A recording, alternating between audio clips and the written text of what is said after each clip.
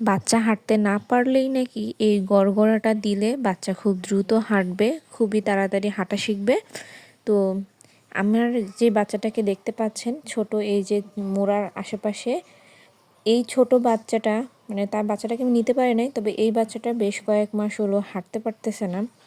তো তার জন্য তার মা বলল কি যে তাদের এলাকার নিয়ম নাকি বাচ্চা যদি না হাঁটে তাড়াতাড়ি তাহলে এরকম আটার গোল গোল বানানোর পরে এই গড়গড়া দিলে এই গড়গড়াটা ওর মাথার উপরে পড়বে আর সবাই টোকায় টোকায় নিবে, মানে কুড়ায় নিবে, আর তাহলেই নাকি বাচ্চা খুব তাড়াতাড়ি হাঁটবে।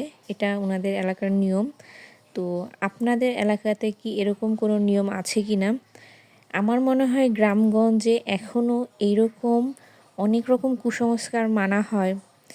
তো এগুলো আসলে কতটা ঠিক বা ঠিক না তা তো আর আমি জানি না, তবে আমরা এসব কখনোই নিয়ম পালন করি না। আমার আশেপাশে এইসব ঘটেছে তাই আমি আজকের ভিডিওতে এটা শেয়ার করলাম। আপনারা এই ভিডিওটাকে খারাপ মতে নেবেন না। আমি মানে অন্যের কিছু একটা হচ্ছিল দেখে আমার মনে হইলো যে ভিডিওটা করা উচিত, করে আপনাদের সাথে শেয়ার করি, তার জন্যই করলাম। আর এটা কিন্তু দেওয়ার সময় বারবার বলতেছিল যে ১০০ চালের গড়গড়া রাফি হাটে দৌড়াইয়া, এরকম কিছু বলতেছিল। ওই বাচ্চাটার নাম হচ্ছে রাফি। তো ওনারা বলতেছিল ১০০ চালের গড়গড়া রাফি হাটে দৌড়াইয়া। তো থ্যাংক ইউ সবাইকে।